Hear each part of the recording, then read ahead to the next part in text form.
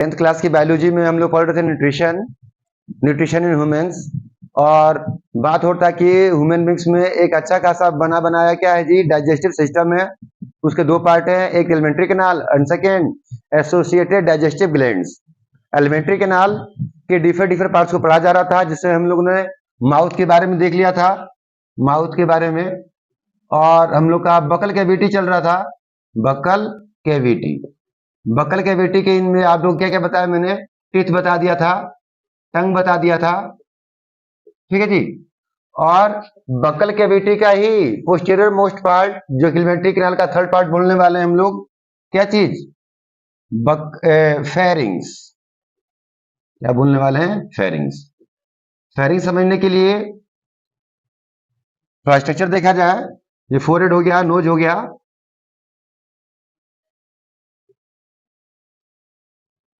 ये wind pipe है, जो शुरुआती पार्ट क्या, लेरिंग्स है। उसके पीछे पाया जाए क्या हमारा, फूड पाइप। फूड पाइप को हम लोग बोलते हैं क्या चीज जी, ओइसोफेगस, ओइसोफेगस। उसके फ्रंट में है क्या, विंड पाइप, विंड पाइप जिसे हम क्या बोलते हैं, ट्रेकिया। फेरिंग्स एक ऐसा जोन है जिसे हम लोग कह रहे हैं कॉमन पाथवे। क्या बोल रहे हैं जी, कॉमन पाथवे,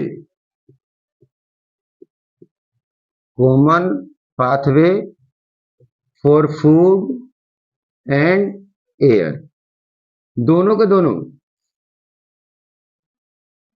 फूड को पास कराने के लिए उसे फेरिंग से पास होकर जाना पड़ेगा, और एयर को भी लेने के लिए उसे फेरिंग्स के पास होना पड़ेगा। यूं कह सकते हैं कि फेरिंग्स एक रेस्पिरेटरी सिस्टम का भी पार्ट है, एलिमेंट्री कैनाल का भी पार्ट है, रेस्पिरेटरी ट्रैक्ट का भी एक हिस्सा है फेरिंग्स।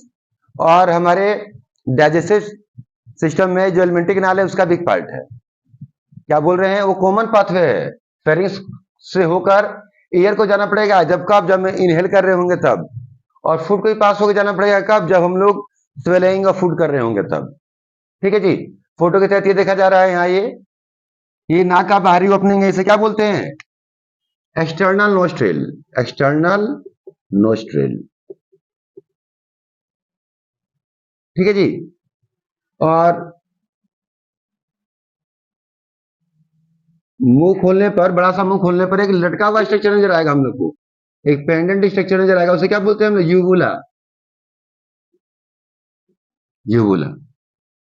जो प्लेट पढ़ा गया था, प्लेट, प्लेट जो बकल के बेटे का रूफ बना रहा था हम लोग के लिए, उसका पोस्टीरियर पार्ट सॉफ्ट हो गया था, और सॉफ्ट पार्ट क्या होता है, एक पेंडेंट लटके हुए स्ट्रक्चर में टर्मिनेट हो रहा था, ठीक है जी। इसके जस्ट ऊपर क्या है जी, ये जो ओपनिंग बनता है, this is the opening of internal nostril.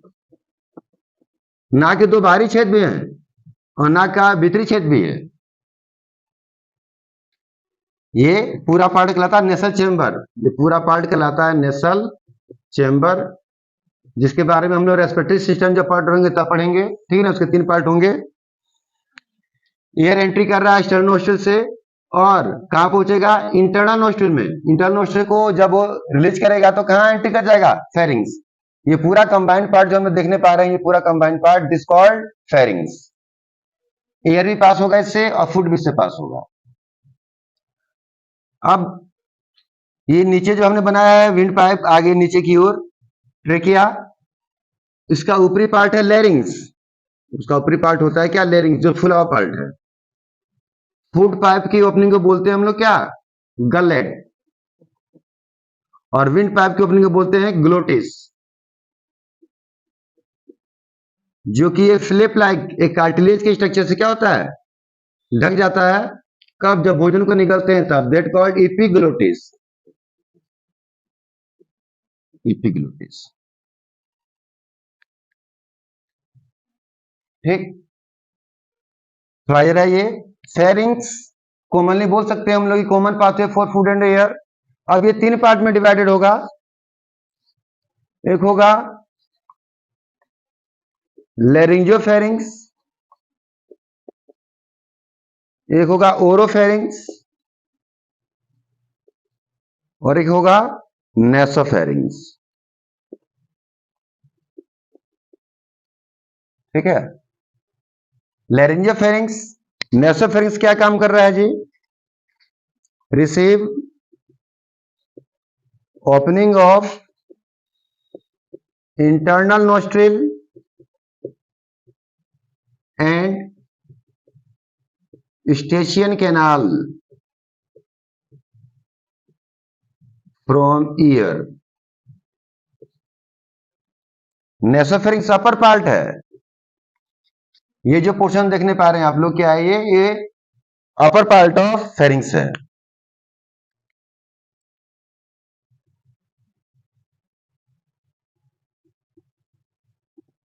This part is नेसोफेरिंग्स। This is the upper part of pharynx. Receive opening of internal nostril, internal nostril को ओपनिंग को रिसीव कर रहा है, ठीक है जी। और कान भी इससे इर्द गिर्द होता है, कान भी यहीं पर है, उसकी ओपनिंग, कान से एक ट्यूब निकल के, कान का एक ट्यूब, ठीक है ना, कान के मिडिल चेंबर से एक ट्यूब आके हमारे बगल के बेटे में रिलीज होता है, स्टेशन कैनाल कहते हैं, ठीक है जी। हाँ, दो चीज रिसीव कर रहा है। ओरोफेरिंग्स ये क्या कर रहा है जी? ये पिछला पार्ट है, पिछला निचला पार्ट है। This portion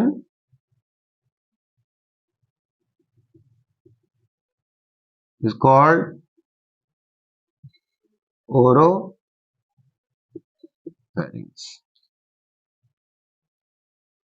receive opening of food pipe. Laryngopharynx, oropharynx की पोजीशन क्या होगी? पोस्टेरियर लोअर, पीछे की ओर लोअर पार्ट में। लैरिंजियोफेरिंग्स ये भी पोजीशन में तो लोअर ही है, फ्रंटल, आई की ओर विंड पाइप है। विंड पाइप का जो ऊपरी पार्ट है उसे बोलते हैं लैरिंग्स, ठीक है जी। और उसकी फेरिंग्स में ओपनिंग को क्या बोलते हैं? ओपनिंग वाले पार्ट को क्या बोलते हैं? लैरिंजियोफेरिंग्स। क्या है लैरिंजियोफेरिंग्स?